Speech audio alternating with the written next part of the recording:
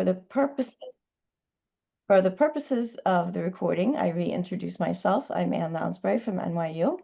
Welcome to 19V. Today's speaker is Fyodor Maksimishin, who comes to us from the history department at the University of Michigan, and he'll be speaking on spectral sovereignty, Incognito in Gogol and Stranniki under Nicholas I.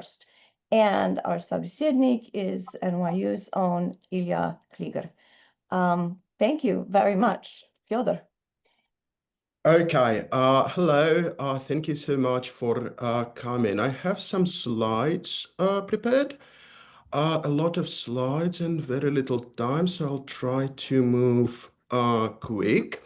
So the talk indeed is called Spectral Sovereignty, Incognito and Gogol in the Stranniki under Nicholas, and I will predominantly talk about how this mechanism of incognito, when somebody first appears as some banal character but later reveals himself as this kind of figure of huge authority, plays out mostly in non-literary texts, in old belief theology and in official discourse. But I would like to start with one observation about paradoxes of history in Gogol's provinces. On the one hand, the residents of Gogol's provinces, and Dead Soul and the government inspector, are very aware that they live very far from history, very far from any place where history can be made. So the Городничий of the unnamed provincial уездный town of Revizor says, «Отсюда хоть 3 года скачи, ни до какого государства не доедешь».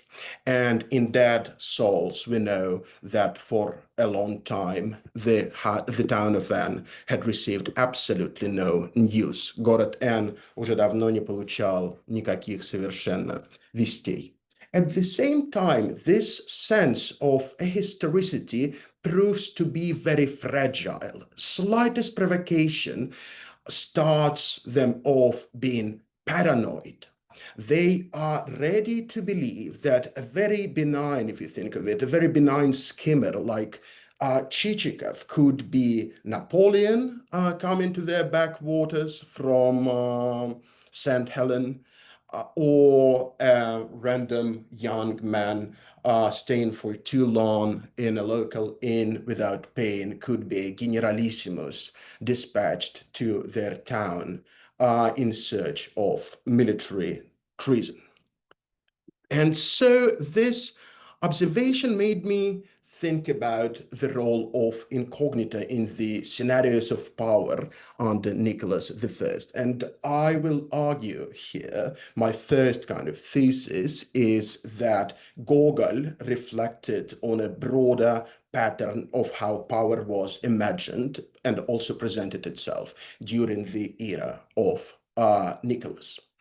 The analysis that is presented here started with an observation, with an archival finding that I thought was very Gogolian in nature.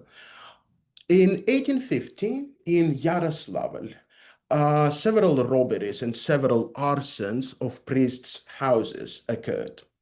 When those who did the robberies were arrested, it turned out that they were parts of some larger religious organization called the sect of Stranniki, or Strannическое согласие.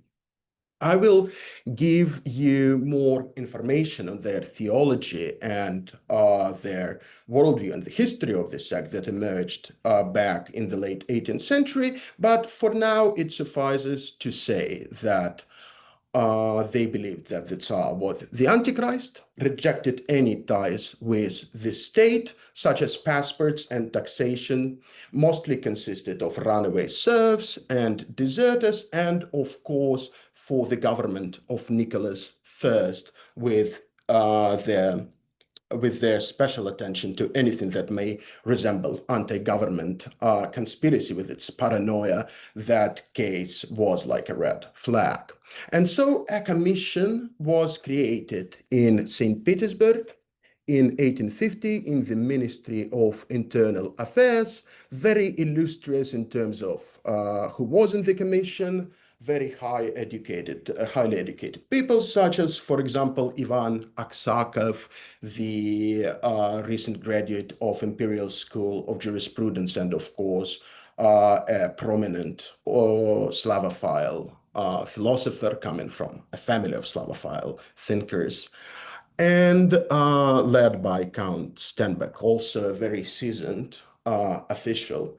So they were dispatched to Yaroslavl, where they were supposed to destroy the sect and also to combat the local corruption, Gogolian in scale, that allowed this sect to flourish in Yaroslavl and the Gubernia. And the commission created a huge archive, around 70,000 pages, I think, which is the basis for my dissertation and for most of what I am going to be talking about today. But rarely, in this case, we not only have the gaze of the government on the sectarians, but also a long commentary on the government by the sectarians.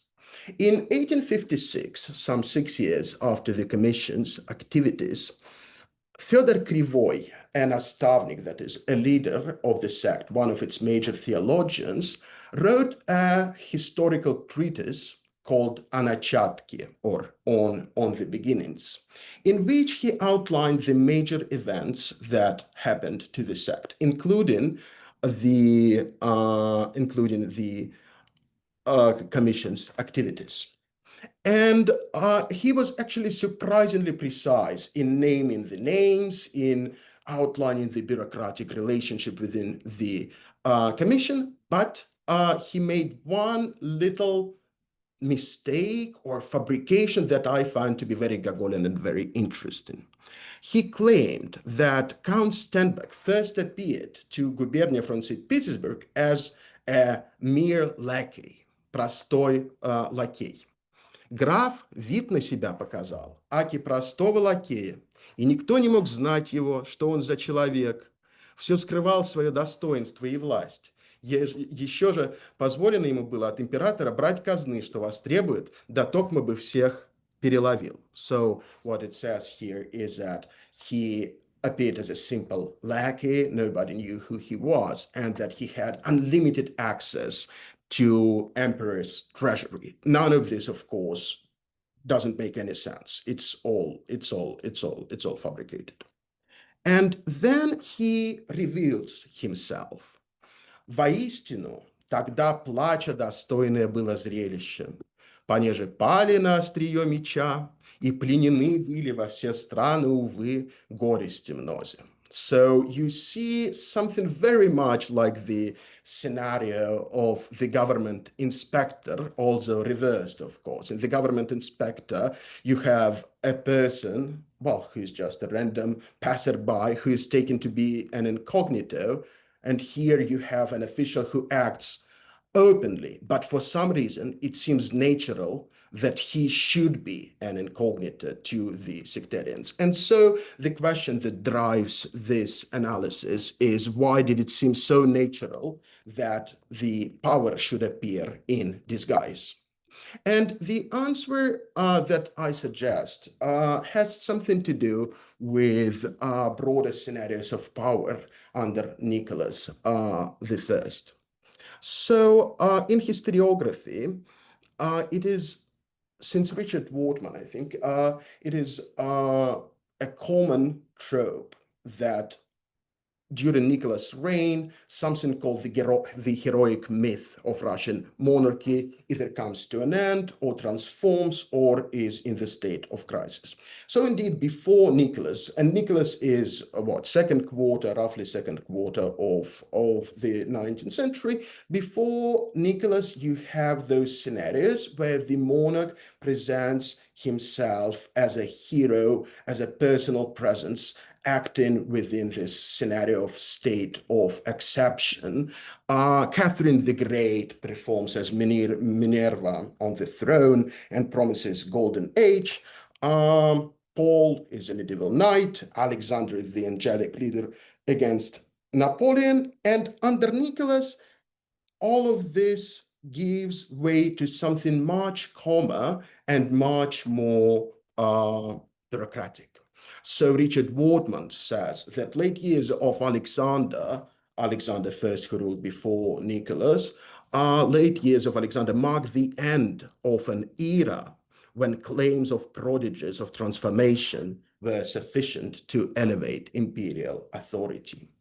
And indeed, most of the scholars, regardless of whether they like Nicolaitan era or do not, well, most of the people who imagine Nicolaitan era agree that this is a slow and quiet era. So in scholarly literature, you may think about Susan Smith Peter, who recently called Nicolaitan era in the provinces, and we mostly going to talk about the provinces. She called the times of Nicholas an era of small reforms.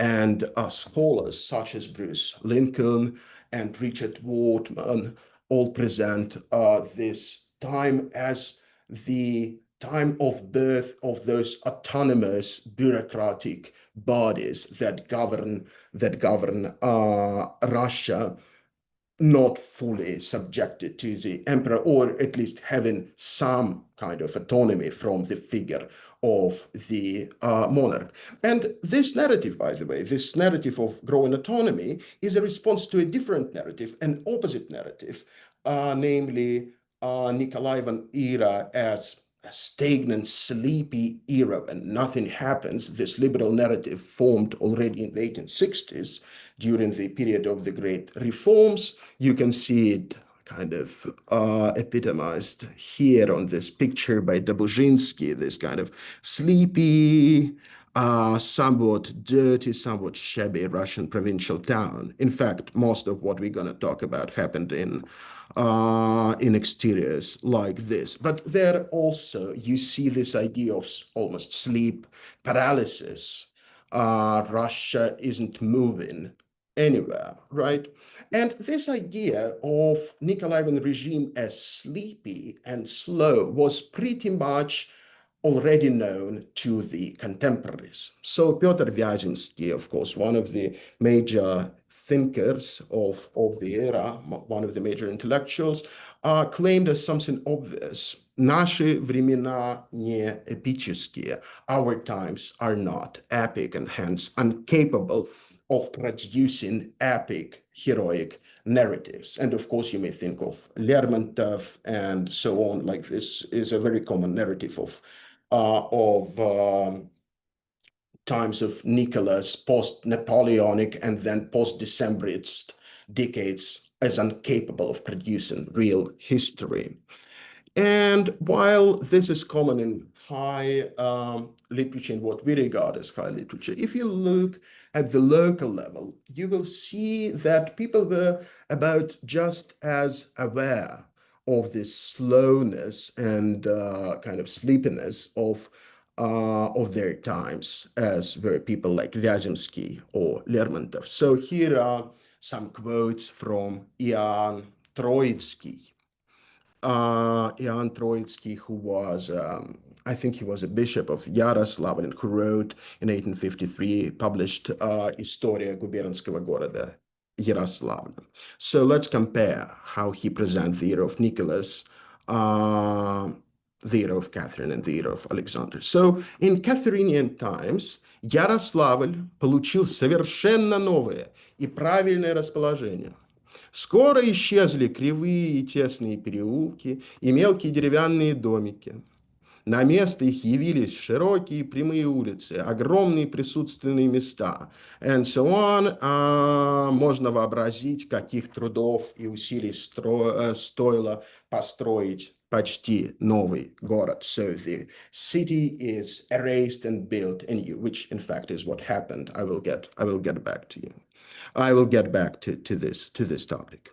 On Alexander, настало достославное и громкое на всей земле царствование благословенного Александра, and so on. The loud tsardom of the blessed Alexander And then, of course, referring to 1812, to the Napoleonic Wars, Ярославль огласился звуками военной трубы. Ярославль heard the sound of the military trumpet. On Nicholas, you have something completely different. Между тем, среди и радостей, и скорбей обычной своей жизни, Ярославль в недавние годы начал процветать и благолепием церковным, и улучшенными средствами торговли, и внешним благоустройством гражданским. So Nikolaevan era is presented as this normal, everyday, ahistorical being. And if you actually look at the rest of the chapter on Nicholas of this Historia, you will see that it's all about those little infrastructural repairments with, of course, a lot of gratitude to the government and those little bureaucratic details, as, for example, how funding was spread among different bodies of government and so on. So this actually, I don't know why this picture is here, I just like it. It's actually the присутственные места that were built by Catherine when Troitsky writes that the city was built in a year. That's what was meant. And this is how government was represented. I just like how empty this square is, how absurd is this landscape, like De Chirico's landscape or something like that. Huge building. Okay. But there is a particular paradox about everything that I just said, because despite this quietness and silence as the basis of regime's legitimacy, you have a very different narrative of Nicholas. Nicholas as a man who is personally very imposing and very scary. So Nicholas was said to have this basiliscan gaze, who nobody could resist. Statue-like posture. He was called the last knight of Europe. Very imposing bodily presence. I think Herzen put it best. Он на улице, во дворце, своими детьми и министрами, свистовыми и фрейлинами пробовал беспрестанно, имеет ли его взгляд свойство гремучей змеи, останавливать кровь в жилах. So he was constantly trying out his gaze, whether it can freeze blood in one's veins. And indeed, this emperor's bodily presence, his sudden interventions, anecdotes of which are numerous, this idea that he personally comes and solves some kind of a problem. I will say something about those anecdotes, was very much seen as those returns of history, coming back of history in the otherwise ahistorical era. With surprising explicitness, I think, this point has been made in Северная пчела, when the reporter was making an account of Nicholas visiting Moscow. Летописи древней столицы нашей, мирной и счастливой, удаленной от всяких бурь политических и нравственных, только событиями одного рода оживляется в глазах современников. Благословим жребий наш, оживляющими летопись событиями, называемы посещение первопрестольного града русского государем-императором. So the chronicles of our ancient capital that is removed from any storms of the modern era can only be animated by one sort of events, the visits of the emperor. And indeed, those visits were seen as historical, as some element of nature that people were not able to resist. I really like this surprised account of emperor's visit to the provincial town of Simbirsk in 1836, where Nicholas came, I think, for 2 days. He never been to the place. He asked for a map, and he took his pencil and he drew some straight line on a map, and he says, here's going to be your new street and government building, and so on. And everybody, of course, was shocked, and I really like this account. Государь изволил собственноручно начертать карандашом на городском плане августейшие предложения свои и повелел немедленно приступить к делу. Присутственные места, стоящие на лучшем месте города, возникли по его воле. Самые горы раздвинулись и образовали удобные дороги. So this last phrase, самые горы раздвинулись и образовали удобные дороги, the mountains themselves moved to form convenient roads. I think it's very Gogolian. It's right out of Chichikov's mouth, I think, right? When he comes to the governor, said that entering his gubernia is like entering paradise or something like that. I really like this account. So yes, Nicholas at this kind of coming back of history. And to make it more effective, what marked those sudden visits was the fact that they were often incognito. The emperor being unrecognized is a constant trope of those reports. So here you see a report from Kazan where the emperor has been taken for a general, and later to the shock of the local audience, he was recognized as the Tsar. Here you have the same story in a poem by Fyodor Slipushkin, a poet who wrote for the simple, what's called simple public, right, for lower class urban dwellers and peasants. He also tells a story of emperor being first misrecognized as a general. And here is one of my favorite images. It is a bas-relief on the monument to Emperor Nicholas that was erected after his death, but the image itself circulated before. It is the emperor who came to Sinaya Ploshchad in 1831 during cholera riot, misrecognized initially by the crowd. Nobody could believe that the emperor could come personally, but then all of a sudden he raises and he says, "Na koleni," to your knees. And then everybody, of course, gets to their knees and the riot is suppressed. What I really like about this image, I do not know if this has anything to do with anything, but it really is an image that I would use as a cover for Dead Souls. Because here you have Chichikov, Selifan, and Petrushka. Right? About Chichikov, you know that he is Napoleon-like, that he has round chin, that he moves on a brichka, and about Petrushka, you know that he wears the same clothes as Chichikov, and about Selifan, you know that he's a coachman, and then those would be Dead Souls. I don't know. I just really like this image. So anyway, it is one of those representations of the fear that these sudden visitations produce. And it was indeed a kind of an emotional regime that was cultivated in the press, this constant expectation of the emperor. So, I didn't put where this is from. I think this is from Nizhegorodskie губернские ведомости, where the reporter says, «У народа его есть свое родимое предчувствие души, есть свое предвестие сердца, понятное русскому, и они-то предвещали радость вожделенного прибытия царского.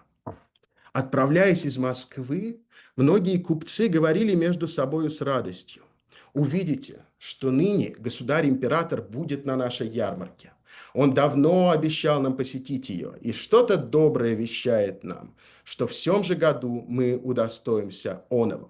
So this idea that you should at any moment expect the emperor to show up, in Russian you would say как черт из табакерки, right? Out of nowhere is something that very much is a part of the official scenario as represented in the provinces. And it is important, of course, that you can never predict when exactly he's going to come. Yes, you may have this presentiment as those kupci have, but those are the same kupci who actually failed to predict when exactly the emperor is going to come. He came unexpectedly to their shock. There was some nice phrasing here. Yes, приехав в город, и часть моста через Аку, общая тишина доказывала неожиданность жителей. Но тут слова «государь», пробегающие как молния от одного к другому, произвели общий крик восхищения. So the common silence proved that the citizen didn't expect this arrival, but then as a lightning, of course, everybody started yelling "Государь." So you have this dialectical relationship, right, between this pair. On the one hand, the silence, and on the other hand, the sudden eruptions of history of Государь. And also this special presentiment of soul, this special emotional regime of constant expectation, is something that wasn't always positive, so to speak, right? There were people for whom this was primarily related to fear. And here I get to actual old believers. So it is a fairly common trope in during Nikolaevan reign that Antichrist, who many of the radical belief sects directly associated with the emperor, would come unexpectedly. And in a Netovцы rumor, Netovцы is another radical old belief denomination. In Netovцы rumor from 1848, you see how the whole urban infrastructure, of which, of course, Nikolaevan era was so proud, only served as a preparation for this final unexpected coming of Antichrist. And here you have some very Gogolian image, I would say. «Всякий, живущий в городе, есть грешник, потому что ходит по мостовой, которую сатана избрал для своей славы, чтобы на своих колесницах со стуком возить купленные им души». That is, everybody living in the city is a sinner because they ride the cobblestones that Satan will use to produce this special clatter, as he writes, carrying the souls that he bought. And of course, there is a direct parallel to Chichikov's image, right? Whose Brichka also hid the cobblestones producing thunder. He, of course, bought kuplenim dushe, the souls that he bought. And another funny story, it's actually after Nicholas. In 1858, Alexander II decided to visit the Belopashtsy, the descendants of Ivan Susanin. But turned out that by that point they were all Stranniki already, and they believed that the emperor was the Antichrist. So when they heard that he is coming, they all moved to the forest, and so he didn't see anybody. So this regime of constant expectation, this kind of spectral perception of power, I think developed over time, and I think that the history of the Stranniki shows allows us to trace this development from earlier scenarios to the later ones. So the administrative regime that in which all of this has been happening, all of the Gogolian stories and all of those sudden emperor's visits, has a particular date of origin. It's 1775, when Catherine has established what she called областная реформа, provincial reform, whole new administration, губернии и уезды. And unlike this image of stagnation and quietness, and maybe this just quiet functionality of Nikolaevan bureaucracy, the image there was completely different. It was the opposite, I would say. It was a very loud proclamation of the coming golden age. The rhetorics of golden age could be heard from every church. Any canon available in a given town would shoot to celebrate the provincial reform. Crowds would be fed some bulls with gilded horns, and so on. Like, the idea was made very clear. It is the order that will bring the golden age. And all believers who constituted a large part of urban population, in Yaroslavl, actually, we can safely say it was around 1/3 of urban population. Or maybe 1/4. Yeah. The old believers very much knew and reflected on this reformist program. So, for example, Andrei Denisov, the leader of the Pomoria denomination, explicitly praised Catherine as this legislatrix bringing the golden age to Russia, and surprisingly, perhaps for an old believer, but actually not so much, he presented this description of this neoclassical, neo-pagan famous depiction of Catherine by Levitsky.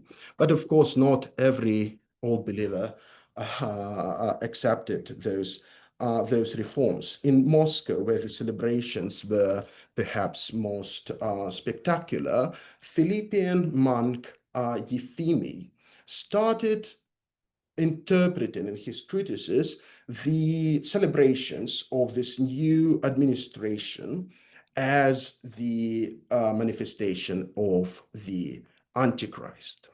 So we have some direct accounts of those celebrations from monk Euphemy.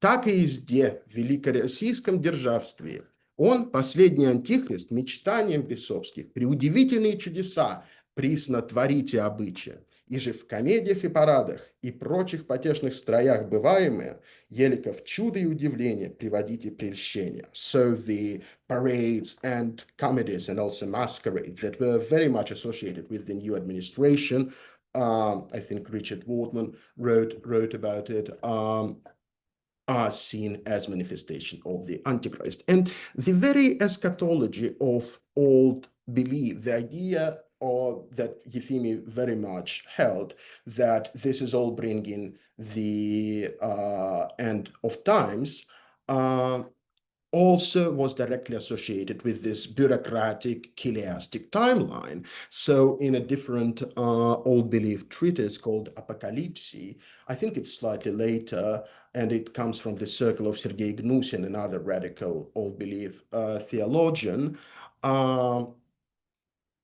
they explicitly write that the golden age that is proclaimed with the reform was the era of Saturn, and Saturn is no other than Satan. And they quoted explicitly some secular poetry praising the reforms from Lomonosov, Sumarokov, and other poets.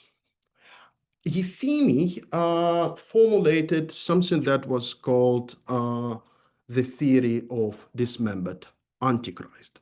The idea was that Catherinian reforms that put all of this new administration, that measured land and did all of this stuff that Euphemy considered to be acts of Satan, are the direct development of Petrine reforms. So Peter, according to this theory, didn't die, as is commonly believed, in 1725, but rather got dismembered, and parts of his soul manifest in every official, and specifically in the figure of the new monarch. So Euphemy writes, «Все они богатступные, по вышереченным апокалипсическим глаголам и политы Ефрема в мертвых трупах назнаменашися. Един же он, в них точью живые состоится, он, that is Peter the Great. Их же телеса их же телеса двигая. So the idea is that the spirit of Peter was bodily present in all works of bureaucracy and manifested through those acts of the government. And this, of course, was very much also based on the reformist discourse that also presented Catherinian acts as continuation of Peter's reforms.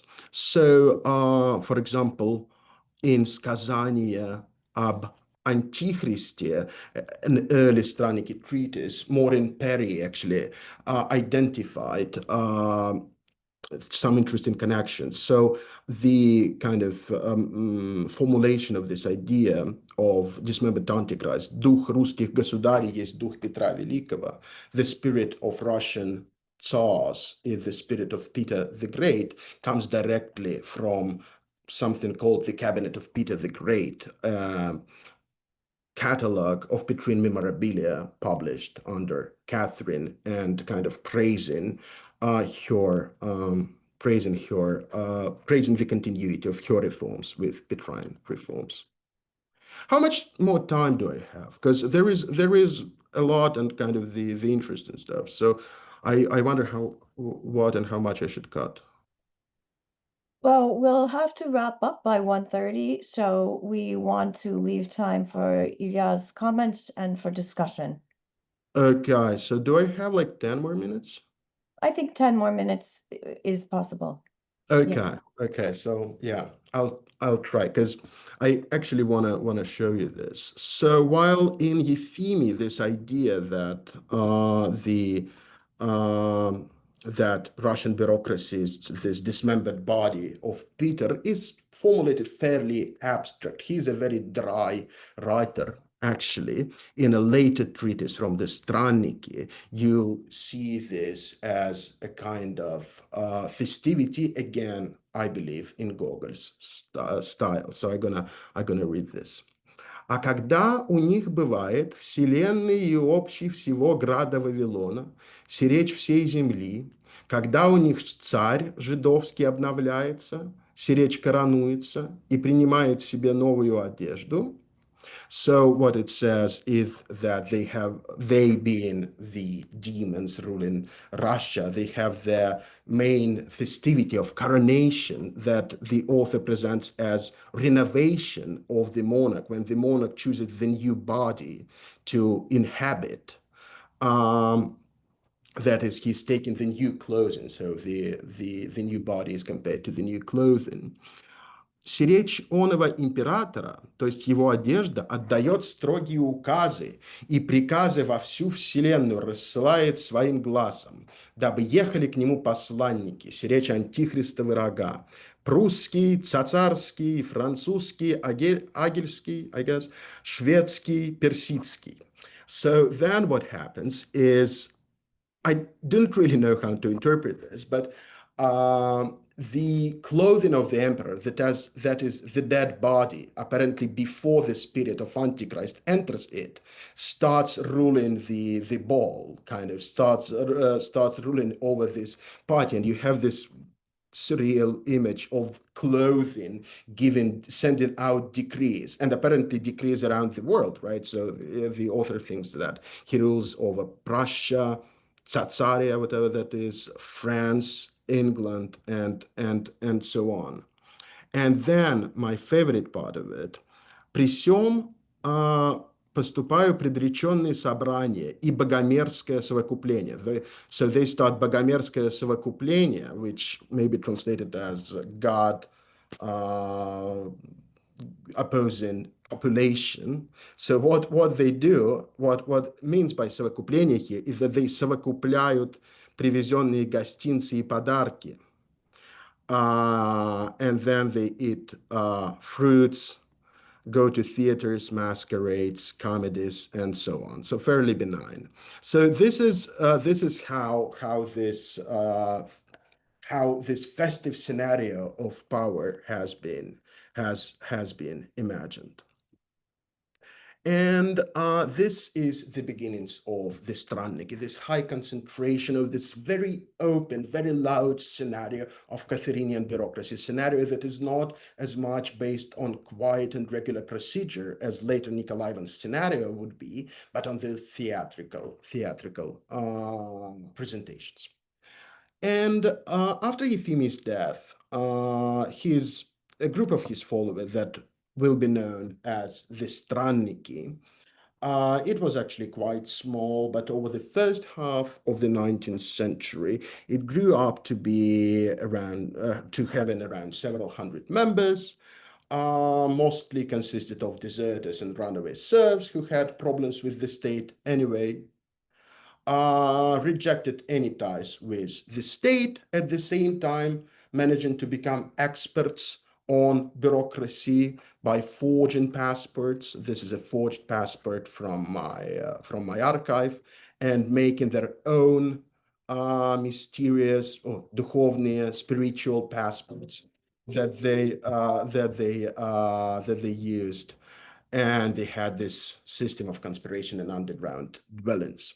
And in this conspiratorial world of subterranean shelters, over the first half of the 19th century, something very interesting happened, something that we do not actually know too much about before 1840s, before the activities of the commission.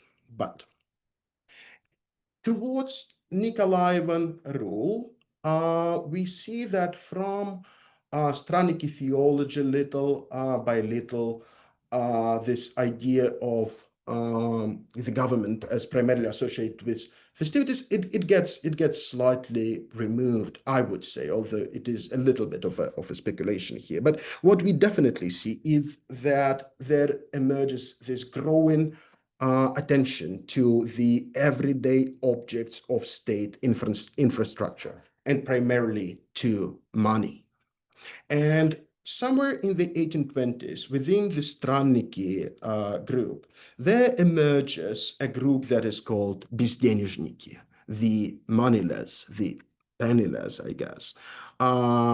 People who believe that the Antichrist primarily manifests himself in those little objects of the state, starting with coins. So here is an example of an interpretation of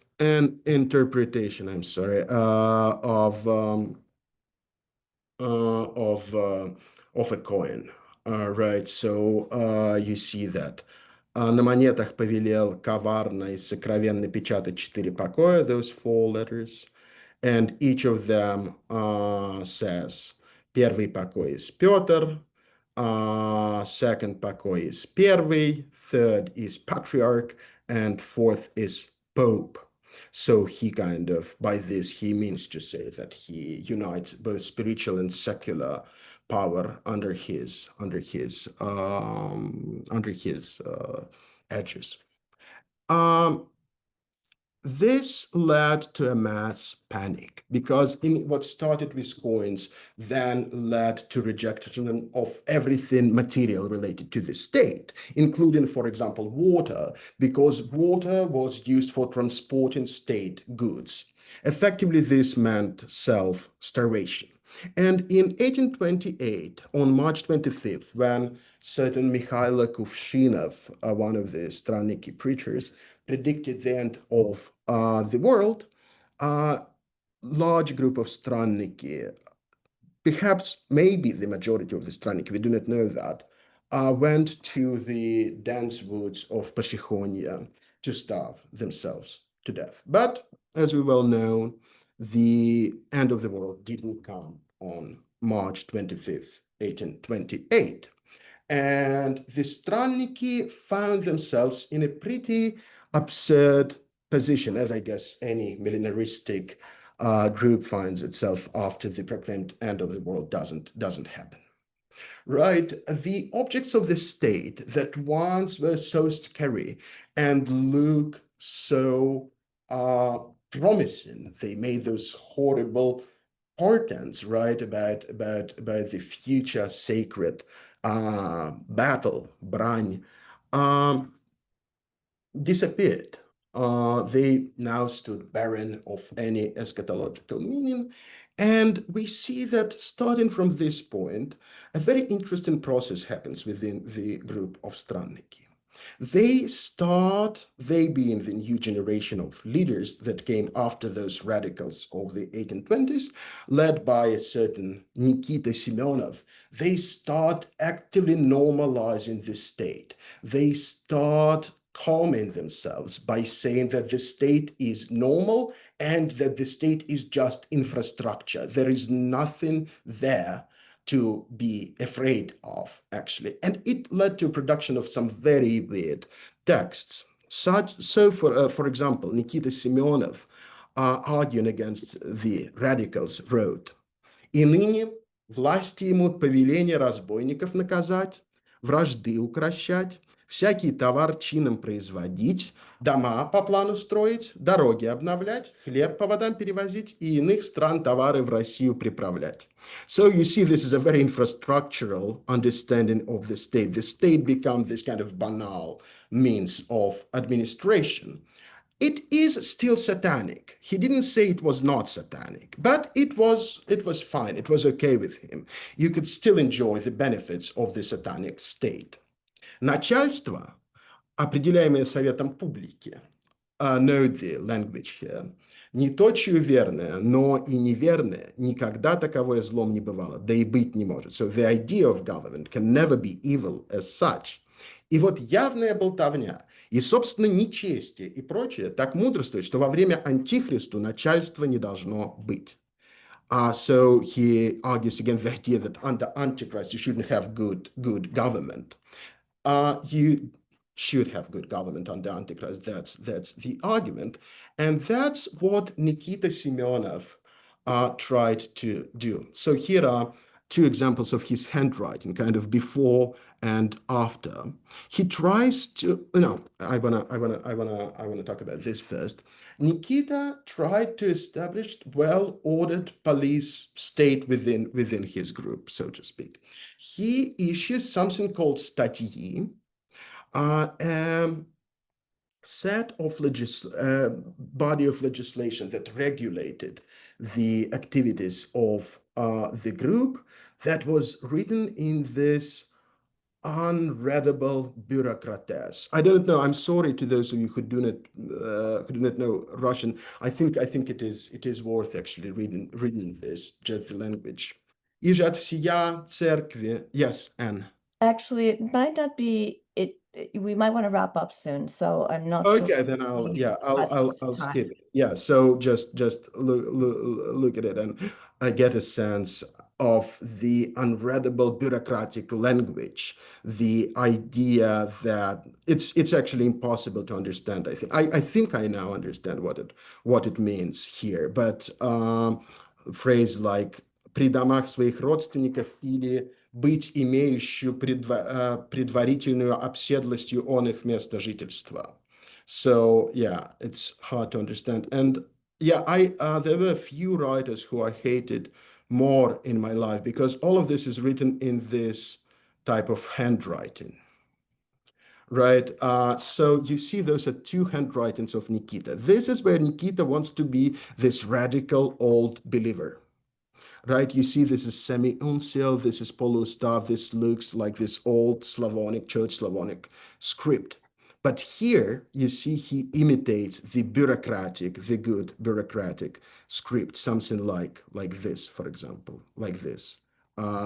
Here, making it impossible to read. In fact, he was very proud, and his supporters were very proud that simple people were not able to understand what he was all about. And this is an image from that era and from that circle representing state power. You see how peaceful it is and how much attention is spent on details of architecture and uniform. I may get back to this image in questions. So yes, this vision of order has been very much and here I come back to spectral sovereignty, has very much been a part of a similar scenario that included secrecy. So throughout Nikita's biography that was widely publicized among the Stranniki orally and in written form, you constantly had this idea that Nikita was somewhat mysterious. He was somebody's secret agent. So that, in fact, was partly true. In 1854, he got arrested, and immediately after his arrest, he suggested in his same kind of characteristic bureaucratic style that he should become a secret agent of the police, that he should work for the police as a kind of government inspector within his own group. This plan has been rejected. He was sent to Solovki, and and fled. But what is interesting is that he kind of still insisted on the secret connection with the government, even in front of his own sect. I think it's fabricated. Well, we know it's fabricated. He made up a legend that the emperor personally released him, and that those were the monks who tried to help him there. And so in coming back to his sect and in establishing bureaucratic order, he paradoxically becomes secret agent of the emperor. Do I have time for 3 more slides or not? Because there is something on Napoleon. We might want to turn to that in the discussion section. Okay. Then, yeah. So to wrap up, I want to say that what I tried to show is that in both registers, in official discourse and in anti-state discourse of the Stranniki, by the 1820s, we discovered the same pattern of the same combination of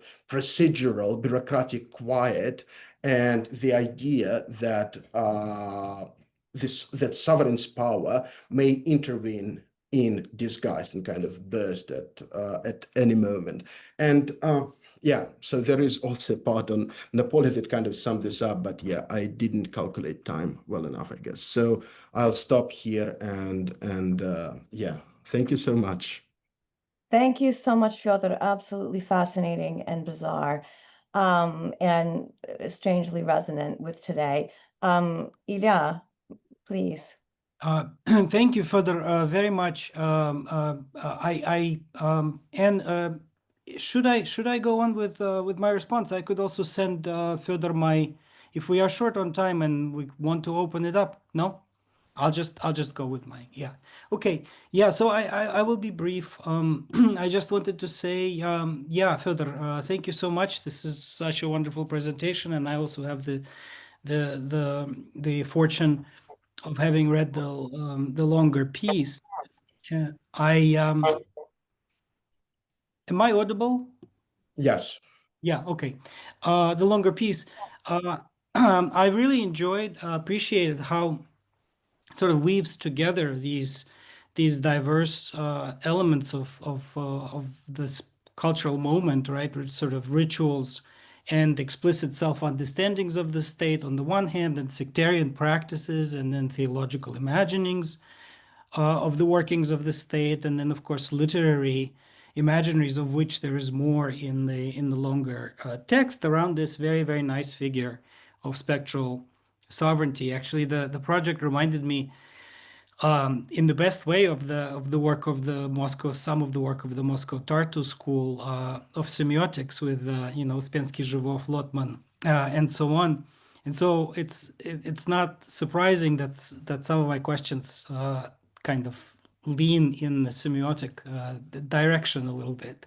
So to begin with, yeah, it just strikes me as an account that kind of unfolds along two axes. There's the synchronic axis, right, with the 30-year reign of Nicholas I at the center, and the category of spectral sovereignty, organizing this kind of cultural moment, at least when it comes to the perceptions of the state. And then there is the kind of diachronic axis, right, which is the movement from Catherine to Nicholas and the shifting official conceptions of the state, as well as the corresponding shifting conceptions of the state So the shifting official conceptions of the state, the shifting Stranniki conceptions of the state, and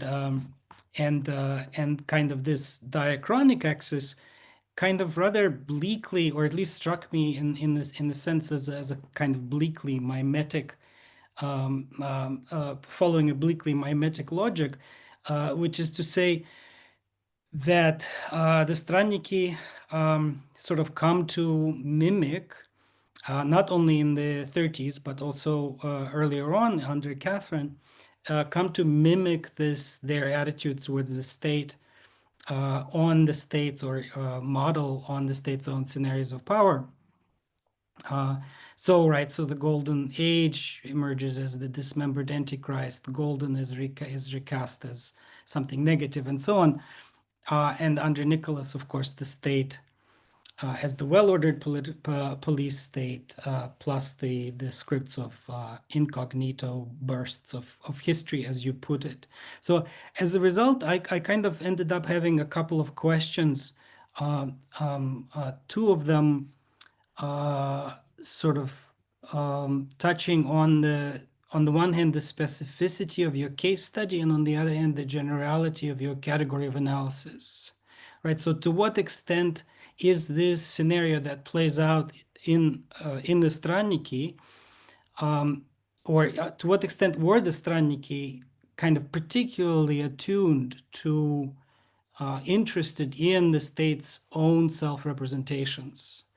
Where they seem to be very interested in sort of reading the state. Were they idiosyncratic in this regard when it came to the old belief? Were they representative of a kind of cross-section of old belief? Judging by some of the evidence, right, the Stranniki are criticized by their fellow dissenters precisely on this basis, right? You're paying too much attention to the state. And then on the other hand, right, you even get, at least Nikita Semyonov seems to get pushback from his fellow members of the Soglasiya. So, and yet then on the other hand, you seem to indicate, you state, if I understand correctly, that some other old belief sects also tended to partake in this incognito, kind of in this spectral, right? So where does this particular case fit in the range of possibilities that we have? How typical is the case you're exploring? And then on the methodological question, the question of the status of the concept, or the figure of this analysis of spectral, the figure of your analysis, namely the spectral sovereignty. I'm wondering how inclusive is its explanatory power meant to be?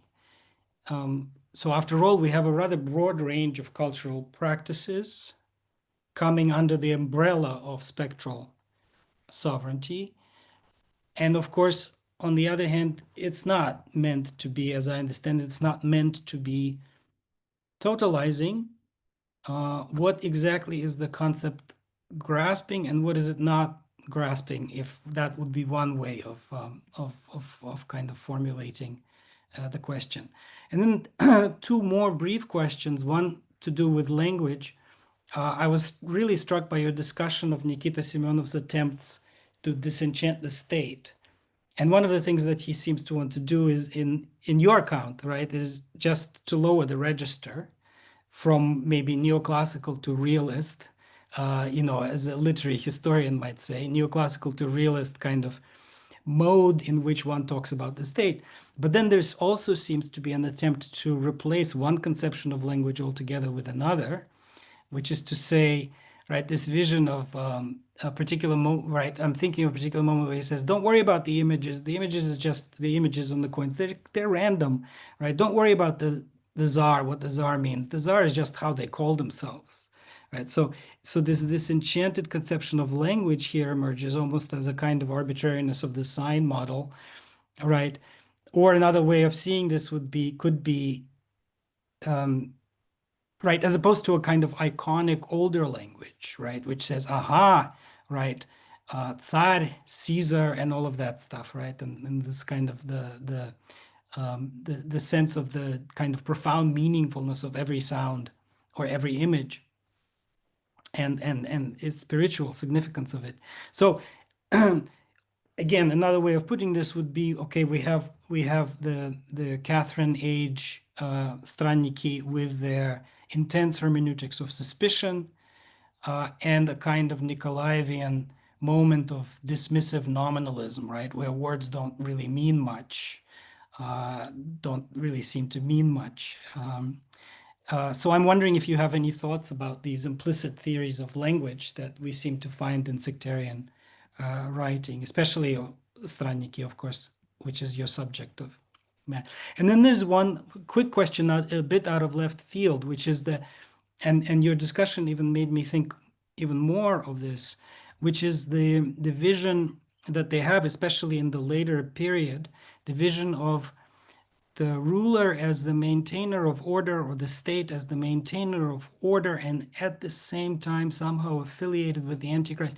And I kept wondering if we're kind of approaching, bordering on this political theological concept of the katechon here, which is to say, right, the restrainer, the worldly ruler as the restrainer of the Antichrist, who is himself, right, a kind of almost ally of the Antichrist, right? So who presents, who enables the world to go on without dissolving into chaos altogether, but at the same time prevents redemption, right? Because you need to get to Antichrist in order to get to redemption. So it's a kind of fallenness, but at the same time order. But right, so I'm just curious about the katechon, right? Because you mentioned that they do engage with the patristic tradition, which is itself right, a very within which, right, this is, as I understand at least, is prominently discussed. Anyway, okay, so I will pause here, and just wanted to thank you, Fyodor, again. It was a real pleasure to engage with your work, and have many thoughts about it and further questions, but maybe for the future. And I just look forward to the discussion. Thank you so much, Ilya. Fyodor, I know you'll have a lot to say, but I'm going to ask you to be as brief as possible because I suspect we have other questions as well. So please. Okay, so thank you, Ilya, for your comments and questions. So, as for the representativeness of the Stranniki case, it is interesting because indeed the Stranniki were famous among other old believers, specifically as the commenters of the state. They were accused for not paying enough attention to the classical old belief questions of 2 fingers or 3 fingers. They didn't care about this at all. At the same time, my impression is that this obsessive interest to the state was spread much broader. It's more on the level of intuition currently, but I'll just give you one example that just yesterday I was rereading one place in Dead Souls, and if you remember, Silifan is constantly speaking to his horses about the problems of government, right? About what is a dolg, what is продовольствие, and what the difference between продовольствие and kosht. So my impression is that this kind of blubber about the state was something that was going on in a lot of heads of this kind of semi-urban, semi-rural saslovia. Very interesting question about language, and I try to do something with that in the dissertation. So the way I conceptualize, yes, I also thought of this random theory of sign, but also I thought about this shift from metaphor to metonymy. So the thing that Ilya was referring to is one of the arguments against reading coins as satanic symbols, where Nikita Semyonov and this new progressive Stranniki would say, do not worry about it. Our coins are not any worse or better than French coins, than English coins, than so you kind of eliminate vertical line of metaphor, where on the top you would have the signifier, right? And on the bottom, the signified being Antichrist or whatever. And you constantly jump from one signifier to the next, right? Without ever getting to this bottom level of the signified. So that's how I explain that. What is captured by the term spectral sovereignty, I do not really know. It's something to think about, because what I did thus far, I hope I did this, I have identified a particular pattern that you encounter across different registers of discourse of the state. Gogol, Stranniki, official newspapers, right? I think it captures a particular mechanism of repressing the knowledge about traumatic history, you may say, about this previous historical memory, well, specifically about Catherinian reforms, but also about Napoleonic wars. I want somebody to ask this question about Napoleon, because there is something interesting here. I think the idea that that history is not happening right now, but may come back at any moment. So I think it is something that I do. I kind of try to present Nikolaevan era as post-apocalyptic, sort of, as post-Napoleonic, post-Catherinian, but also for Stranniki, post-apocalyptic. And I think not just for Stranniki, I may talk more about it, kind of go into yeah. So was there something else? I think that's all I wrote down. Yeah, I think I want to check and see what questions we have in the room, because this is like such incredibly rich material. So we may be able to return to your response, Fyodor, but I want to open the floor. We'll give it a minute for hands to go up.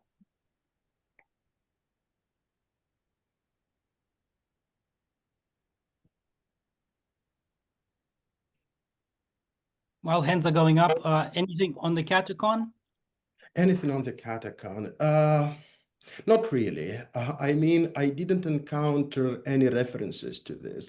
The theology is quite A, paradoxical, B, underdeveloped, I would say, right? So they reference patristics, but not in any productive way. So the Tsar, and it becomes super blurry when it comes to Nikita's times, because they never reject the idea that Tsar is the Antichrist. He's not helping the Antichrist. He's not predicting the Antichrist coming. He is the Antichrist himself. But then they say, yes, but what can we do about it? Right? It's I don't know, right? That's kind of like there is constant sense of confusion in all of this later theology, speaking of language, right? So yes. I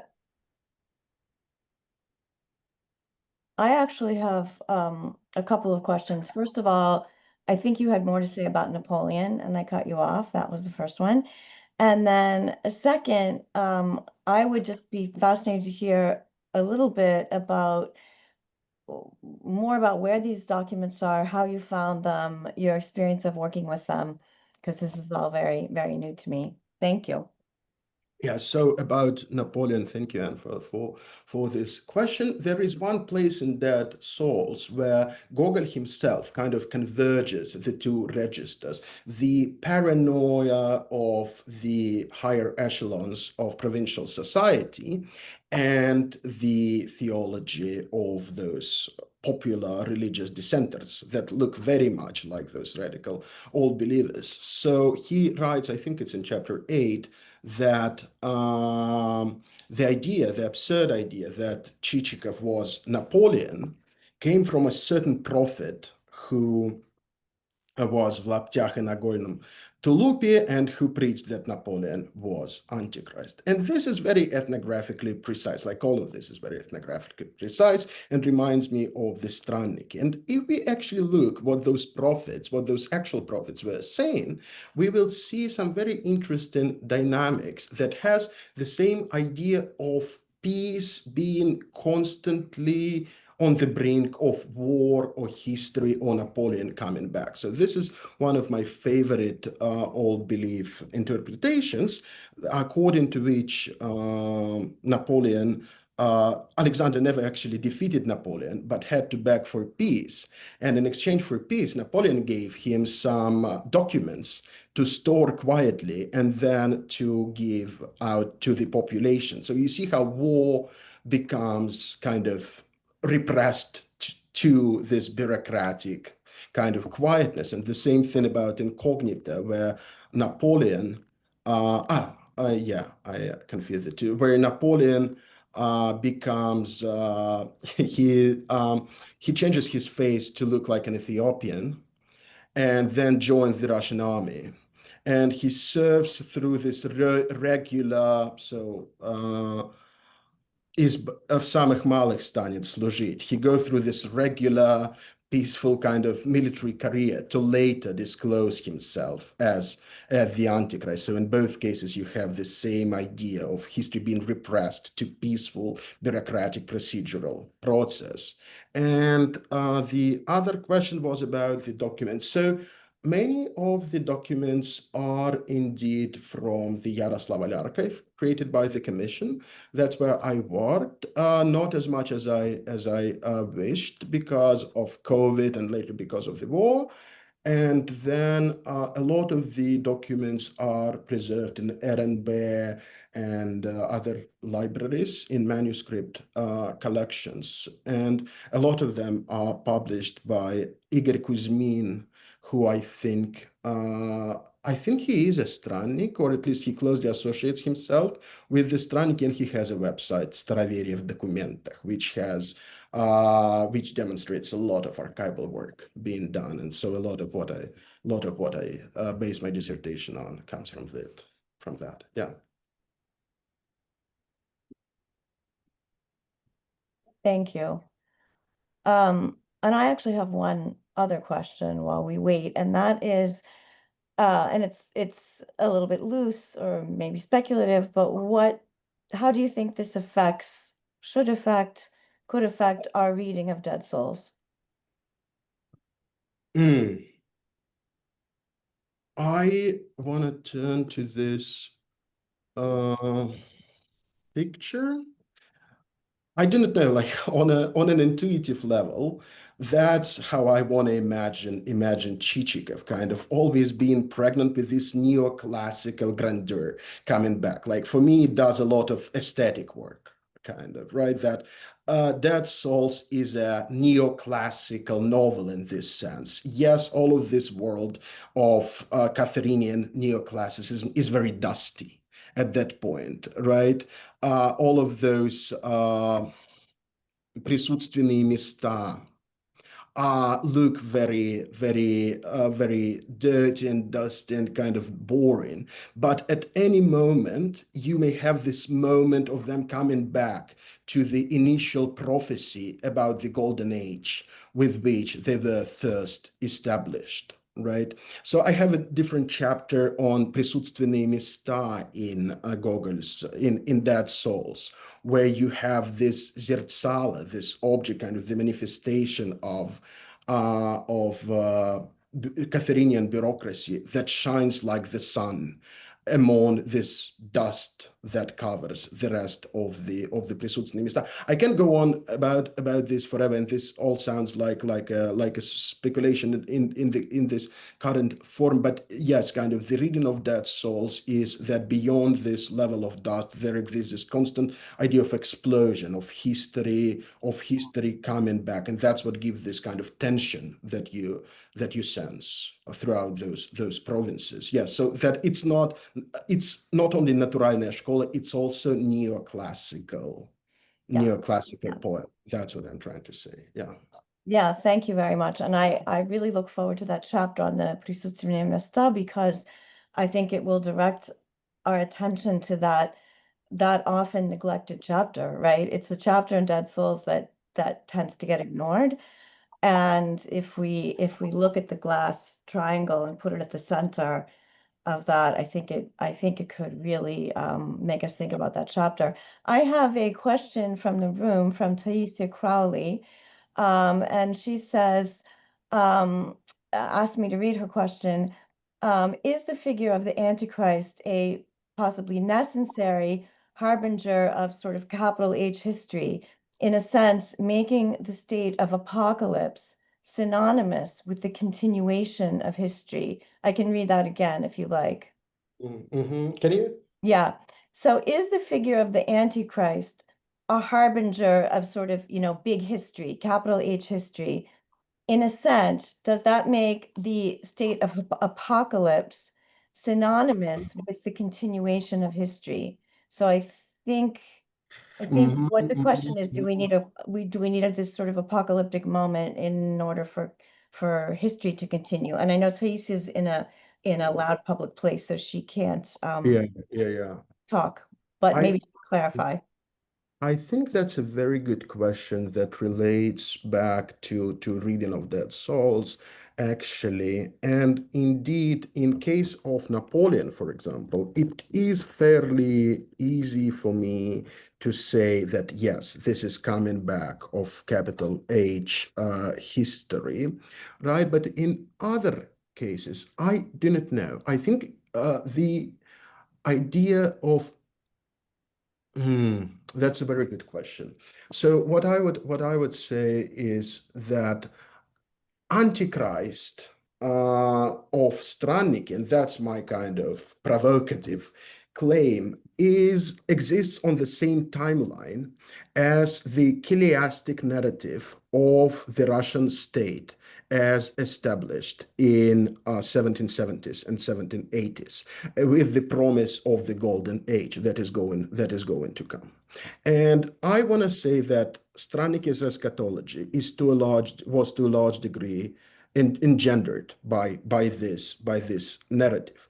And so the game here is about this narrative going forward or being stopped at times, right? Being kind of um, being hushed, being invisible sometimes, but then coming back. So maybe, yes, maybe you are right that the term history with capital H is not quite, I think it's part of it, but it doesn't quite capture this narrative that I think lies at the basis of both Stranniki and state vision of its own history as directed toward the golden age that was promised with the reforms of 1775. And again, in Dead Souls, you constantly have references to this kind of naive and almost it sounds like a parody, but right, this idea that в его губернию въезжаешь как в рай is very much a part of the reform. That's how you could say it in 1770s, right?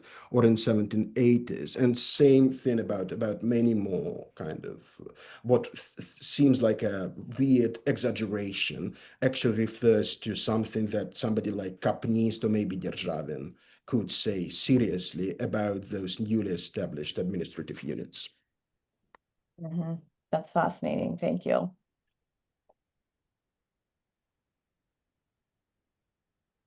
Oh, Albert Caballero asked, yeah, unmute yourself, please. Yeah. All right, thank you so much. Fyodor, thank you so much. This was such a fantastic and rich presentation.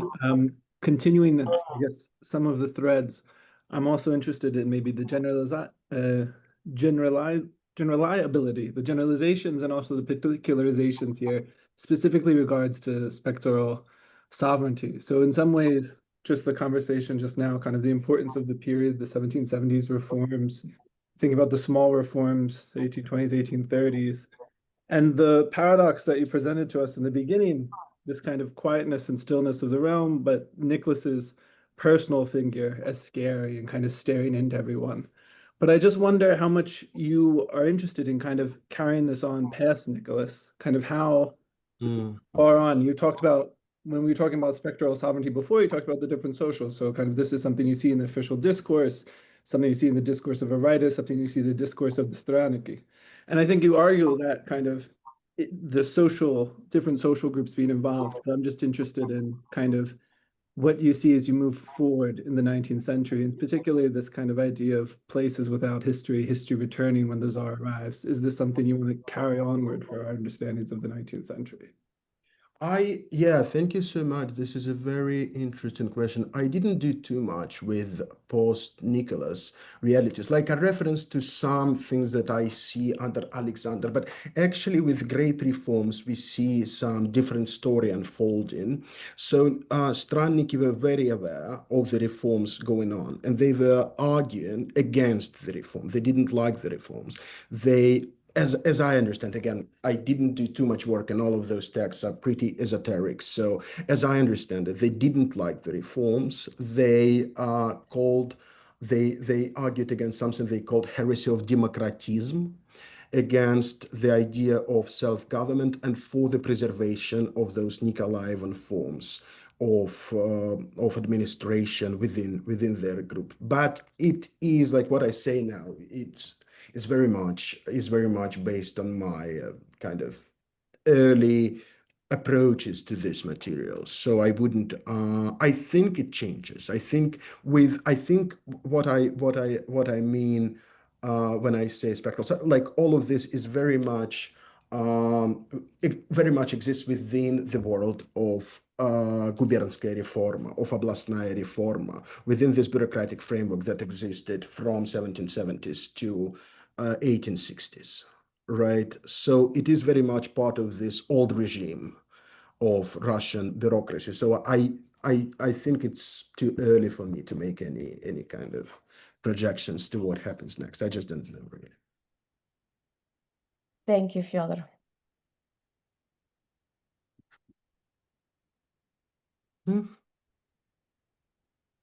I have one more question, and then I should probably ask us to wrap up. And I will only ask this question if I don't see any other hand. But I really love that image of the giant empty space and the giant empty sort of government buildings.